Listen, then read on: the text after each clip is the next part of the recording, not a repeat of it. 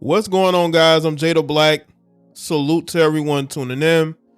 Make sure y'all like this video because we have some things that we're going to go over, okay? And I'm going to talk about why Michael Irvin has been vindicated, I believe. Not only because two men, right? Two men from different parts of the world, right? One guy's from Australia, another guy's from Philadelphia. And they were with Michael Irvin at the hotel, and they said that, you know, what Michael Irvin said initially after he was pulled from the NFL Network events was true, that he had a 30 to 40 second interaction with a woman at the hotel, and that he was very professional. He was nice and courteous. You know, he talked to her, he shook her hand, he went about his business. He did not get in, he wasn't disrespectful. He wasn't trying to smash, right? You know, Michael's in town for business. Now I'm going to show y'all the photo. This was according to TMZ. The guy with the arrow there, he's the Australian guy. His name is Bryn Davis. No, excuse me, Bryn Davis. He's from Philadelphia, excuse me. That's Bryn Davis. And this particular guy on the left with the green shirt, that is Phil Watkins. And he's from Australia. So you got two different men who's I'm assuming in town for the Super Bowl.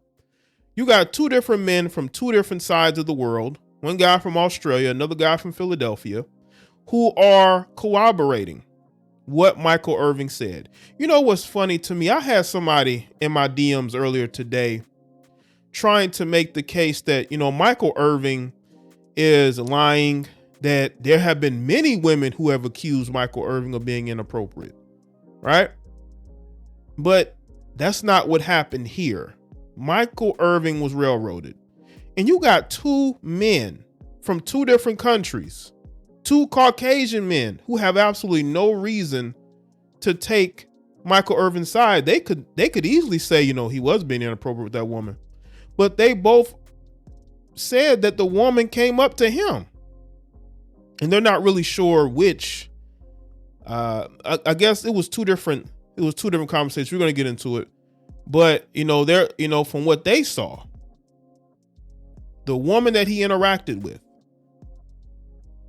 it was only a 30, 40 second conversation. And he went about his business.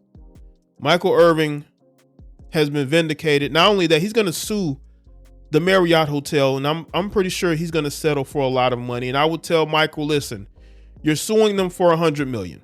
Okay, don't settle for anything less than $20 million. We need a huge bag off of this. Michael Irvin's going to get a huge bag off of this. I'm telling you right now, because that woman's story is falling apart. And by the way, he was never kicked out of the hotel, but the NFL Network owes this man an apology. And it's really about to get messy, because if he ends up settling with Marriott, what the NFL gonna do?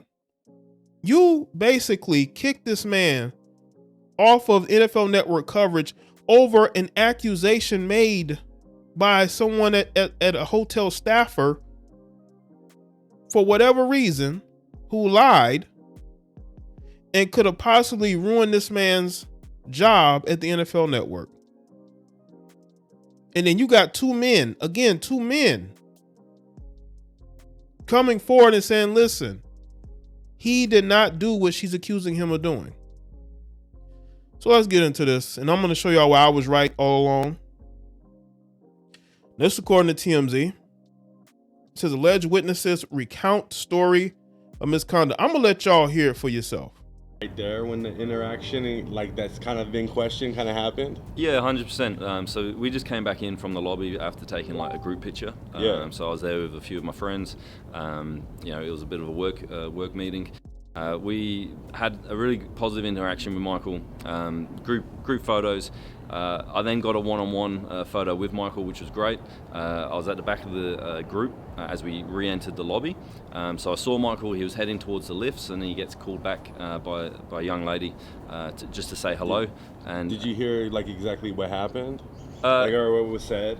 It was a very What did you hear? it was a positive, friendly conversation. Yeah.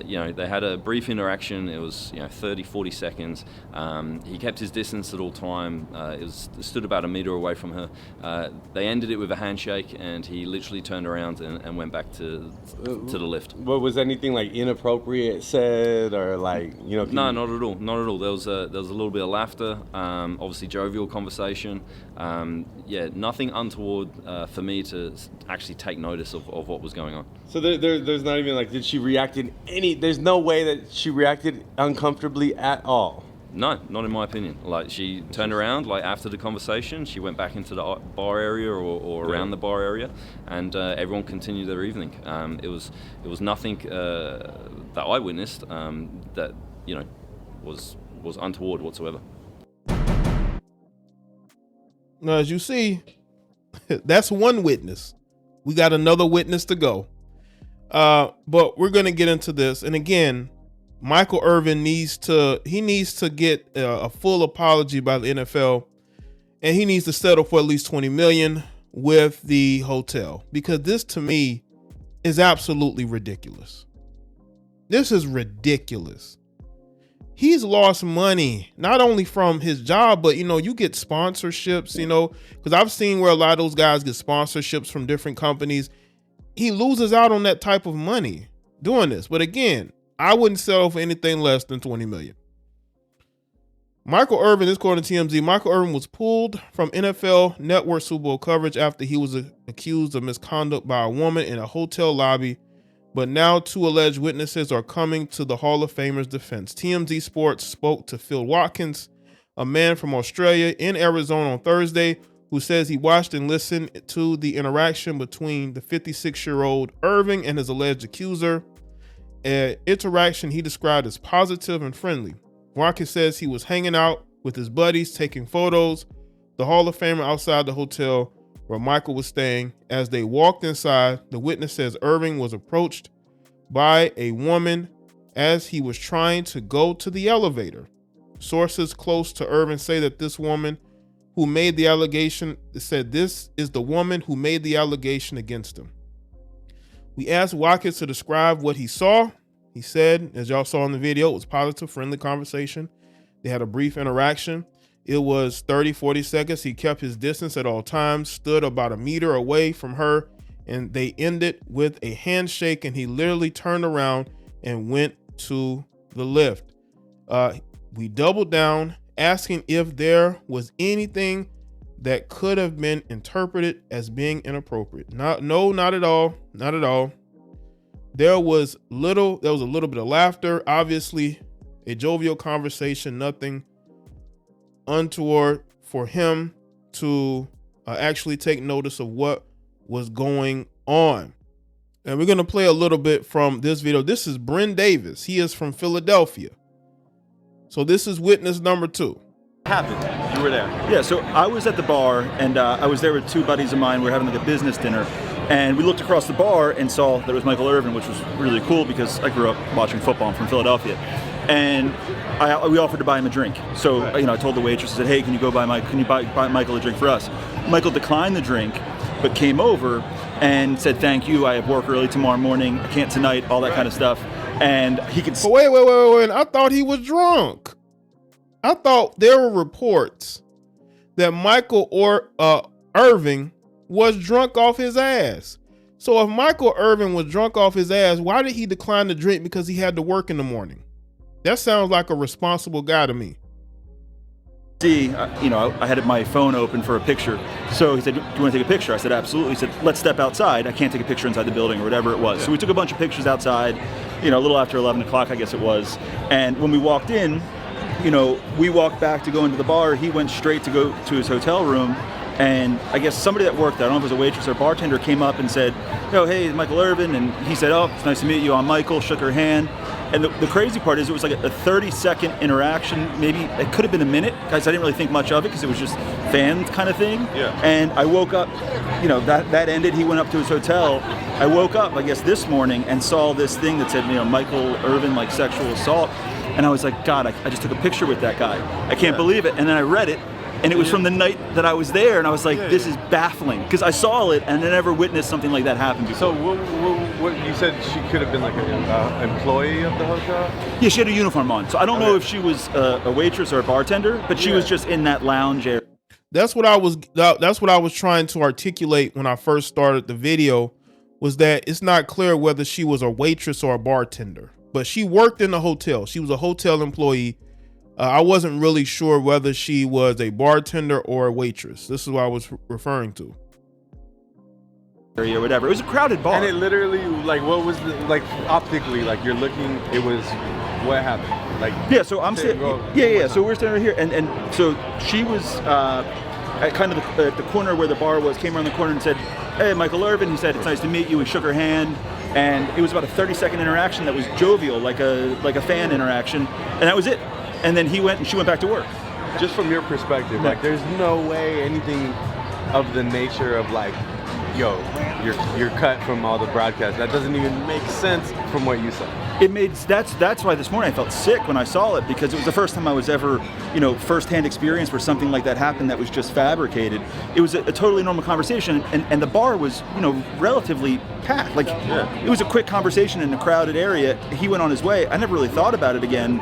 And she went back to work. He went upstairs. And then when I read that it was that he was like taken off of or canceled from like the NFL Network or whatever, it just was like mind blowing that happened so quickly off a 30-second conversation where it was normal. I didn't get it. So wow. And that's the witness here. Number 2. So you got two Caucasian men, right? Because y'all love Caucasian people. Y'all listen to everything they say. Y'all believe everything they say. So that's why I'm emphasizing that. Okay. For the people that want to DM me and tell me I'm wrong, what do you have to say for these witnesses who say that not only did Michael Irvin not be inappropriate with this woman, he didn't even drink that night? Oh.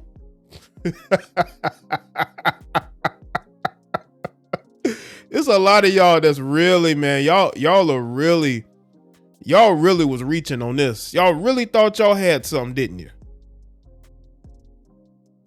We also talked to a second witness here, Bryn Davis from Philadelphia, who echoed Watkins' story. He walked back in to go to the bar. Irvin went straight to go to his hotel room, and I guess somebody that worked there. I don't know if it was a waitress or bartender. I guess came up and said, hey, Michael Irvin. And he said, oh, nice to meet you. I'm Michael. And shook her hand. The crazy part was it was like a 30-second interaction. It could have been a minute. I didn't really think much of it because it was just a fan kind of thing. As you can see there, that's them. And now Michael's suing people. If Michael, listen, if they just imagine that the NFL had fired Michael could have sued them and probably gotten a nice settlement out of that too. This whole thing was totally overblown, absolutely overblown. And there are a lot of people that wanted to believe this shit. You got people DMing me talking about how I was wrong for my take on it because I didn't believe that what Michael Irvin was accused of. I thought it was stupid. And now I know Michael has been vindicated. And I just feel like Me Too has lost again. Okay. He was not inappropriate with this woman. If anything, this woman, maybe she felt like he rejected her. I think Michael may have rejected this alpha, and that's why she made up these false claims. Now she needs to be fired, and she no longer needs to have a job at that particular establishment because, again, Michael's suing them unless Michael drops his lawsuit, which he can't now, because they damaged his reputation. Not I wouldn't say they damaged his reputation, but they got him kicked out of a very profitable week for himself. So somebody got to pick up that bill, and it's going to have to be the Marriott Hotel. Okay. And I don't think Michael's going to be staying anytime soon unless he owns stock in that company. This is ridiculous. There's so much here that is just wrong on so many levels. So let me in the comment section, let me know your thoughts. Like this video and share it. Follow me on Facebook, Twitter, and Instagram, and I'll see y'all next one. Michael about to own a hotel chain.